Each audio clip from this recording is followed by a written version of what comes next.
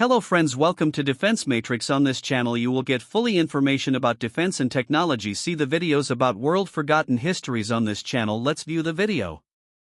Operation Desert Storm, the build-up to war. Why Operation Desert Storm was unavoidable. The seeds of Operation Desert Storm were sown on August 2, 1990, when Iraqi dictator Saddam Hussein shocked the world by launching a brutal invasion of Kuwait. The reasons? Oil, power, and revenge.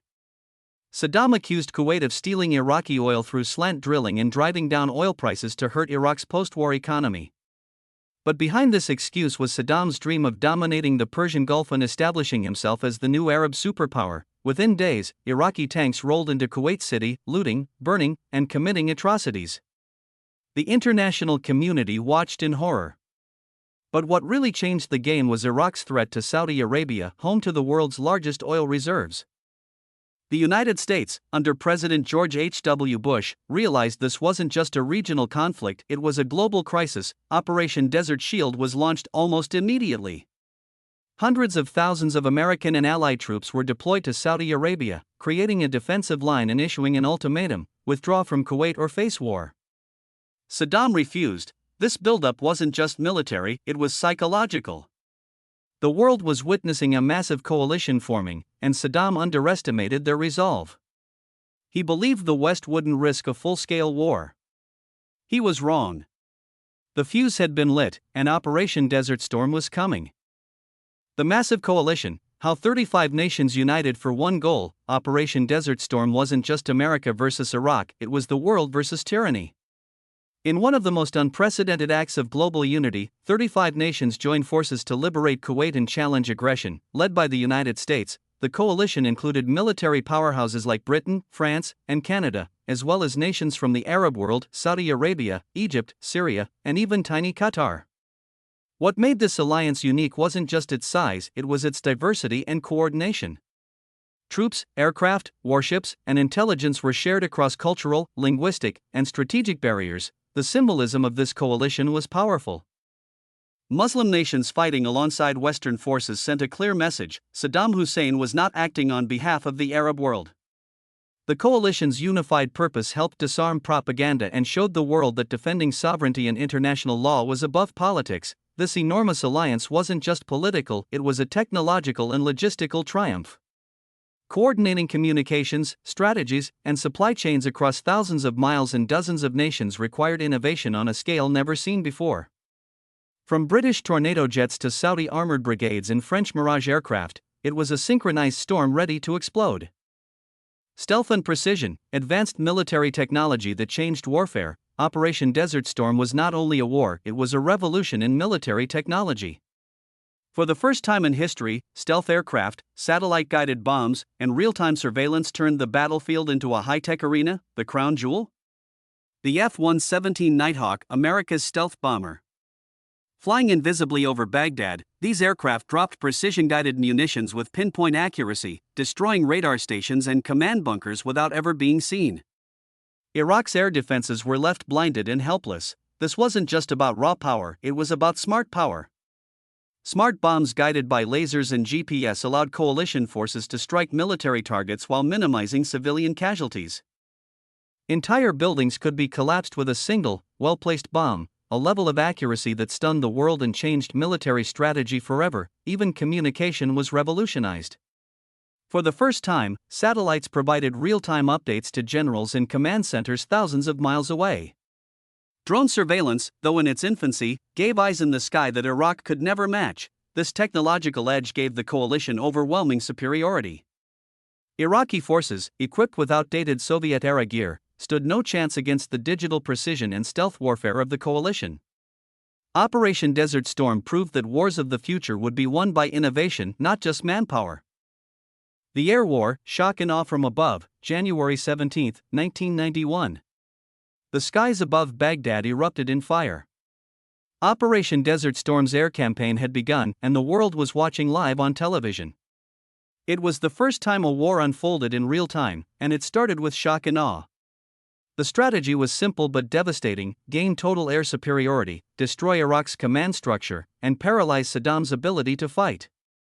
For 42 relentless days, coalition warplanes flew over 100,000 sorties, targeting everything from radar installations and communication centers to supply lines and bridges. At the heart of the campaign were stealth bombers, Tomahawk cruise missiles, and satellite-guided munitions. Iraqi anti-air defenses were neutralized within the first few nights. Saddam's vaunted air force? Most of it was either destroyed on the ground or fled to Iran. The precision and scale were staggering. Bunkers thought to be impenetrable were vaporized. Aircraft shelters turned into fireballs. The psychological impact on Iraqi troops was enormous. Disoriented, demoralized, and cut off from command, many began surrendering before the ground war even started. But this wasn't a mindless bombing campaign.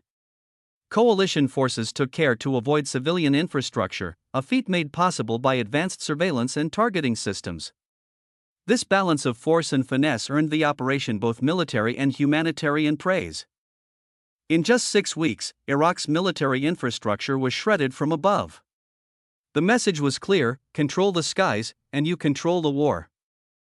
Ground invasion, the 100-hour lightning strike. After 42 days of intense aerial bombardment, Iraq's defenses were weakened but not defeated.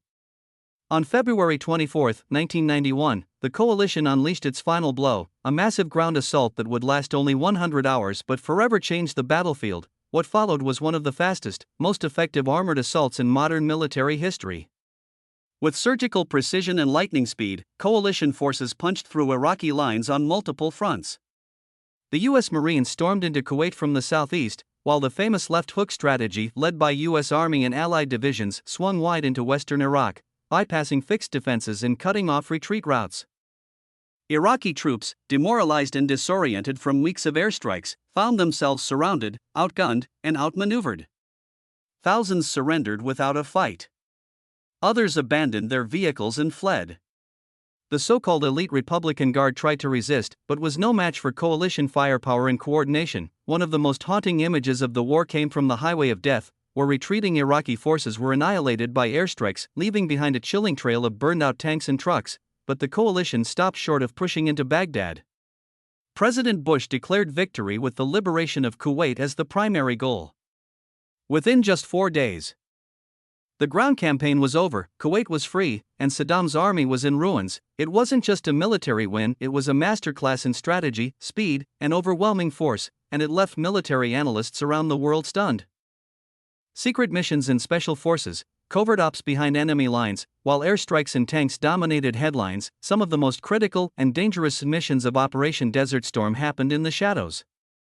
Special forces from the US, UK, and other allies carried out high-risk operations deep behind enemy lines that turned the tide of war in ways few knew at the time. Delta Force and Navy SEAL teams infiltrated Iraqi territory days before the war officially began. Their missions? Destroy early warning radar stations, mark targets for airstrikes, and disrupt Iraqi communication lines. Often outnumbered and operating with zero backup, these elite warriors risked everything to ensure the success of the coalition. One legendary mission involved British SAS teams scouring the desert to locate and destroy mobile Scud missile launchers. These missiles were a major threat, especially as Saddam had launched some toward Israel, trying to provoke them into the war. But thanks to these elite teams, dozens of Scuds were destroyed before they could ever be launched. In the dark, sand-swept nights of the Iraqi desert, special forces used laser designators, satellite radios, and even experimental surveillance gear. They communicated with aircraft overhead in real time, calling in precision strikes that would cripple enemy infrastructure, and it wasn't just combat. These units also gathered crucial intelligence enemy movements. Supply routes, weapon stockpiles that allowed the coalition to stay one step ahead at every turn. Though these missions rarely make the front page, their impact was enormous. Without them, the coalition might have suffered thousands more casualties, and Saddam might have succeeded in prolonging the war. These heroes in the shadows proved that the battlefield isn't always where the cameras are, and that victory often depends on the unseen hands that guide it from within. High-tech battlefield, satellites, drones, and electronic warfare, Operation Desert Storm marked the dawn of a new era, the digital battlefield. For the first time in history, war was fought not just with guns and tanks, but with satellites, electronic pulses, and real-time intelligence. The coalition used GPS for precise troop navigation across the vast desert, something Iraqi forces lacked. American tanks and infantry could move quickly, accurately, and with deadly coordination. In contrast, Iraqi units were often lost, disorganized, and vulnerable. Satellites hovered miles above, feeding live images to commanders thousands of miles away. This gave the U.S. military a godlike view of the battlefield, monitoring enemy convoys, movement patterns, and command centers in real time. No war had ever been fought with this kind of visual dominance. Electronic warfare units jammed Iraqi radar systems, communication networks, and anti-air defenses. Iraqi officers couldn't communicate, couldn't coordinate, and couldn't respond effectively. Their war machine was not just bombed, it was electronically silenced. Even drones, though in early development, were deployed for reconnaissance. They flew into heavily guarded zones to locate Scud missile sites and enemy bunkers, then relayed coordinates back to fighter jets. The age of unmanned warfare had officially begun. This wasn't just technology for technology's sake. Every tool used had a strategic purpose: saving lives, shortening battles, and maximizing efficiency.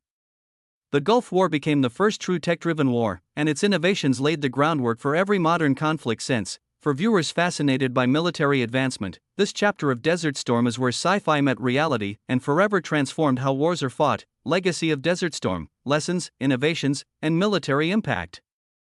Operation Desert Storm wasn't just a victory, it was a blueprint for 21st century warfare. The war showcased the unmatched power of U.S. and coalition forces, not just in terms of firepower, but in speed, precision, coordination, and technology. It proved that air superiority, satellite surveillance, and real-time data could win wars before the enemy even fires a shot.